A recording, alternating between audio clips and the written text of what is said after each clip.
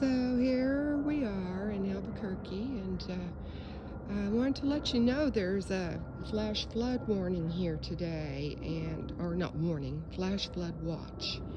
And they say if it happens, it's supposed to be by 10 a.m. or maybe it's 10 a.m. and then ongoing.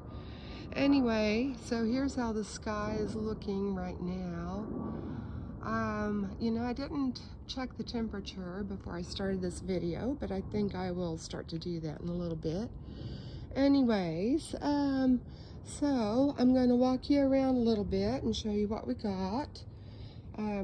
Okay, everything's already been watered a little bit this morning, so everything's looking all happy and juicy. There's the mint bed.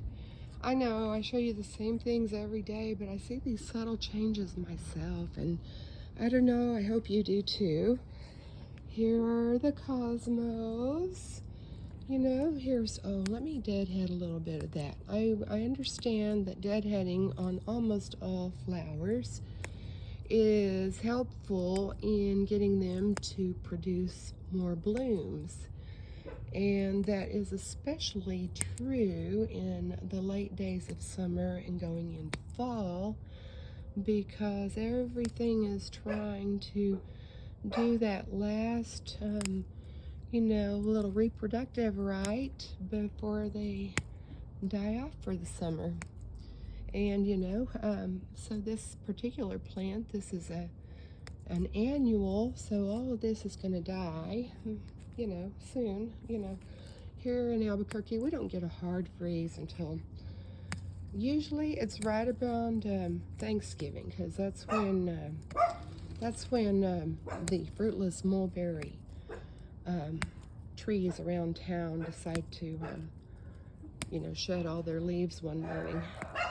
So anyway, that is deadheaded now. Hello, Cosmos. I hope that didn't hurt too bad. But you know what? I think they like a little bit of rough treatment. They like to feel that little nick, I think. I don't know. But anyway, here are those little tiny seedling turnips again. Like I told you one day, there could be some other fall vegetables coming up among them, but I think those are all turnips. That's what they look like. And here is the sage I planted yesterday. And here is the Brussels sprouts plant. I kept both of these covered with some shade netting yesterday because the sun was pretty intense. Not as intense as it was a month ago, but now it's got 90 something yesterday, so that was hot. I normally wouldn't be growing okra at this time of year, but I had to empty this pot out to get the soil, and that disturbed the roots, and these all came up from one plant I had in here last year. I know they're way too thick and there's not going to be much in terms of production, but I want to show you this pretty blossom that's coming out this morning. Isn't that lovely? So here is that echinacea I told you about.